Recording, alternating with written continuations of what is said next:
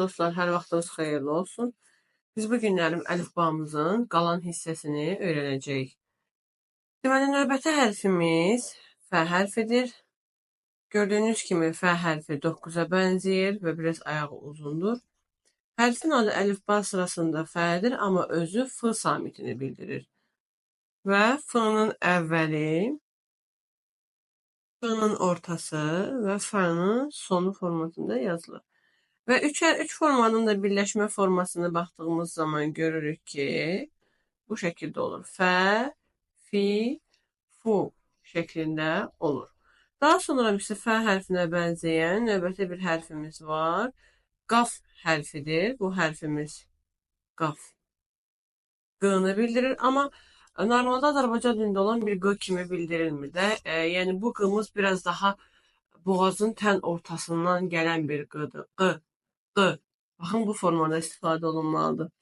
Deməli, Q'nın əvvəli, Q'nın ortası və bu da Q'nın sonudur. Deməli, olur böyle şəkildə ki, Qa, Qi, U şəklində olur. Daha sonra gəlir növbəti hərfimiz kəf hərfidir. Bu hərfimiz kəf hərfi. Və ərəblərdə Q hərfi yoxdur. Yəni Q səsi yoxdur. K kimi səslənməlidir bu. Və K'nın əvvəli bu şəkildədir. K'nın ortası bu şəkildədir və K'nın son forması isə yenə bu formadadır. Əvvəlki sərbəst formasına bənzəyir. Və üçünün birləşmiş formasında görürük ki, K, Ki, Ku şəklində olur. Daha sonra gəlirik, növbəti hərfimiz ləm hərfidir. Ləm hərfi və L hərfini bildirir. Bu L'nın əvvəlidir.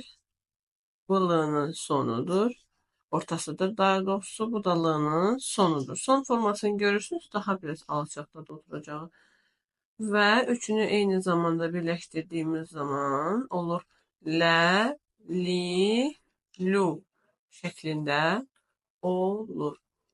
Daha sonra son bir hərfimizə keçək bugünkü dərsimiz üçün. Mim hərfimiz var. Növbəti hərfimiz mimdir. Mim M samitini bildirir və bu şəkildə yazılır. Gördünüz? Yəni dairəni üstdən aparmıram. Hərfin xəttin altı ilə dairəliyirəm. Bu M-nın orta formasıdır və bu da M-nın son formasıdır. Baxın, bu şəkildədir. Görürsünüz? Bunu bu şəkildə yazmalıyıq. Mə, mi, mu. Deməli, biz bu günlərin birinci olaraq F hərfini keçdik.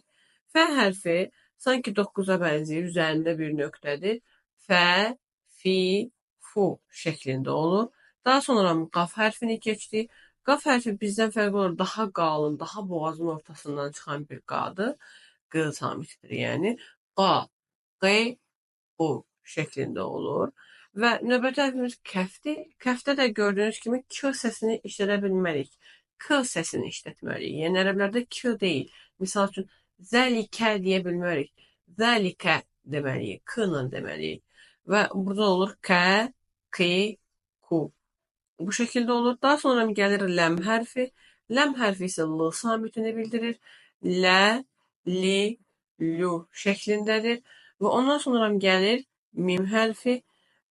Gördüyünüz kimi mim hərfi də yumru dairədir. Onun sadəcə yumrunu biz aşağıdan xəttin altından yumruluyuruq ki, üstdən yumruladığımız zaman fəyə və yaxud da qıya bənzəyir. Ayırmağımız üçün yumrunu xəttin altından eləməliyik. Mə, mi, mu şəklində olur. Ümid edirəm ki, bu hərflər də sizin üçün aydın oldu. İnşallah ki, əlifbanın son hərflərini də növbəti videolarda paylaşacağıq. Təşəkkürlər.